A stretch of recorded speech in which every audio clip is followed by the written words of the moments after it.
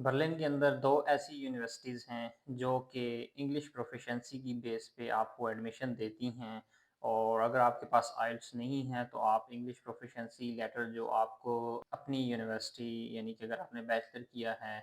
या मास्टर किया है पाकिस्तान से तो अपनी यूनिवर्सिटी से आपको इंग्लिश प्रोफ़िशिएंसी का लेटर मिल जाएगा और उस लेटर की बेस पे आप आइल्स दिए बगैर जो है एडमिशन ले सकते हैं। लेकिन उस कोर्स को आपने देखना होगा जो कि उन यूनिवर्सिटीज़ के अंदर मेंशन है। फॉर एग्ज़ाम्पल कुछ आईटी के कोर्स हैं, कुछ साइबर सिक्योरिटी के कोर्सेज़ हैं, मैनेजमेंट के कोर्सेज़ हैं, जिनके अंदर आपको इंग्लिश प्रोफ़िशिएंसी का लेटर दिखा के एडमिशन मिल जाता है और आप जो है आसानी के साथ जर्मनी का स्टडी वीज़ा सिक्योर कर सकते हैं। तो जो पहली यूनिवर्सिटी है वो आर्डन यूनिवर्सिटी है, वहाँ बहुत से लड़के ऐसे हैं जिनको आप कॉन्टैक्ट भी कर सकते हैं जो आर्डन यूनिवर्सिटीज़ में हैं।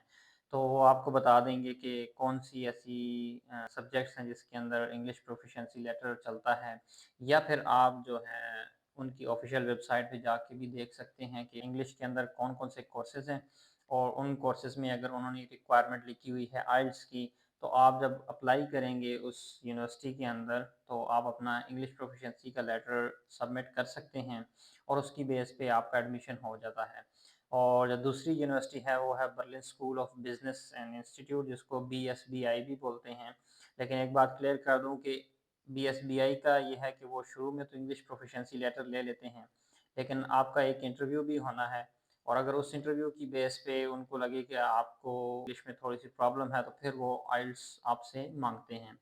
लेकिन आर्डिन में साइबर सिक्योरिटी का कोर्स और इस तरह के काफ़ी और कोर्सेज़ भी हैं जिसमें आप इंग्लिश प्रोफ़िशिएंसी की बेस पे अप्लाई कर सकते हैं। मकसद सिर्फ़ यही होता है कि अगर आपने स्टडी वीज़ा लगवाना है, इन प्राइवेट यूनिवर्सिटीज़ के अंदर एडमिशन लेके आप एडमिशन सिक्योर करके जर्मनी तो आ सकते हैं। बट इनकी फ़ीसेस बहुत ज़्यादा होती हैं। आपको इनिशियली 2000 डिपॉज़िट करवाना पड़ता है और फिर साथ-साथ जो भी ये कोर्स है मास्टर का अगर मैं बात करूँ तो उसकी 12 से 13,000 यूरो फ़ीस होती है पूरे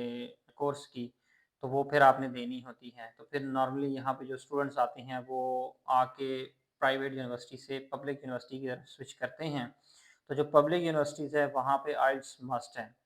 तो इनिशियली अगर आपको प्रॉब्लम है कि आइल्स के अंदर आपके बैंड कम आ रहे हैं, तो ये प्राइवेट यूनिवर्सिटीज़ आपकी हेल्प कर देती हैं कि आपको एडमिशन दे देती हैं। बट फिर ये है कि इनकी फ़ीसेस ज़्यादा होती हैं। एट द एंड आपको कोई भी पब्लिक यूनिवर्सिटी फिर चूज़ करनी ही पड़ती है क्योंकि फ़ीसेस बहुत ज़्यादा होती हैं और स्टूडेंट्स नॉर्मली इसी तरह करते हैं कि पहले प्राइवेट यूनिवर्सिटी में एडमिशन लेके आ जाते हैं, फिर यहाँ पे आके आइल्स करते हैं या साथ-साथ अपना इंग्लिश इम्प्रूव करके दोबारा आइल्स देते हैं और फिर दोबारा से पब्लिक यूनिवर्सिटी में एडमिशन लेते हैं।